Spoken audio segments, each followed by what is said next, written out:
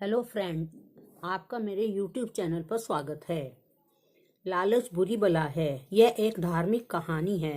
यह एक गांव की कहानी है। वहां एक दिन की बात है। गांव की एक बहू सफाई करने में मग्न थी और काम करते करते वह सुपारी खा रही थी तो उसे थूकने की इच्छा हुई। तो उसने जैसे ही थूका तो वह यज्ञ वेदी पर जाकर गिरा।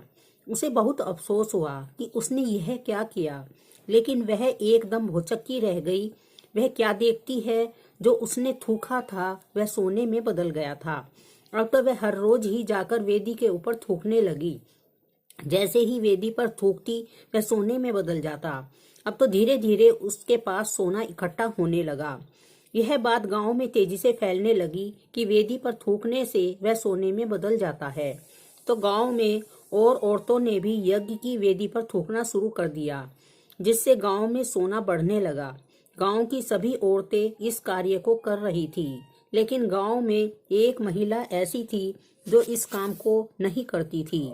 बहुत सी औरतों ने उसे समझाया कि तू क्यों नहीं थूकती? क्या तुझे सोना नहीं चाहिए? क्या तुझे धन की जरूरत नहीं है? तो वह महिला बोली कि धन और सोना किसे अच्छा नहीं लगता है, मगर मैं अपने पति की अनुमति के बिना कुछ नहीं कर सकती हूँ और मुझे इस बात का पता है, वे मुझे इस बात की कभी आज्ञा नहीं देंगे। लेकिन गांव की औरतों ने मिलकर उसे उकसाना शुरू कर दिया। कहते हैं न कि जब किसी को बार बार एक ही बात के लिए कहा जाए तो वह यह सोच लेता है कि जब सब कह रहे हैं तो मैं भी एक बार करके देख लेती हूँ। तो उसने एक दिन अपने पति से पूछा कि क्या मैं भी ऐसा कर सकती हूँ? तो उसे उसके पति ने धमकाया कि यज्ञ की वेदी भी कोई थूकने की चीज है। पति के धमकाने के बाद वह महिला चुप हो गई। पर सबकी बात सुन सुन कि सबसे पास इतना सोना हो गया है तो वह महिला बहुत दुखी रहने लगी कि सब के पास सोने के अंबार लग गए हैं, मेरे पास कुछ नहीं। ऐसी बातें सुन सुनकर क्या कोई रुक सकता है?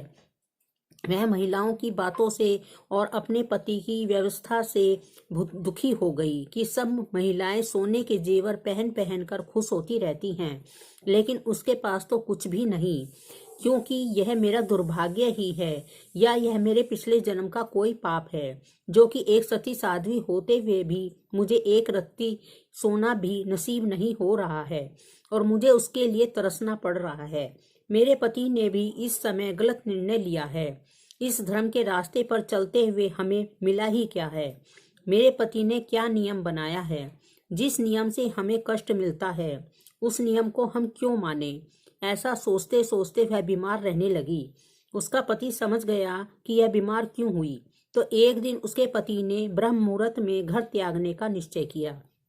गाड़ी में सारा सामान रख कर वे वहां से चले गए।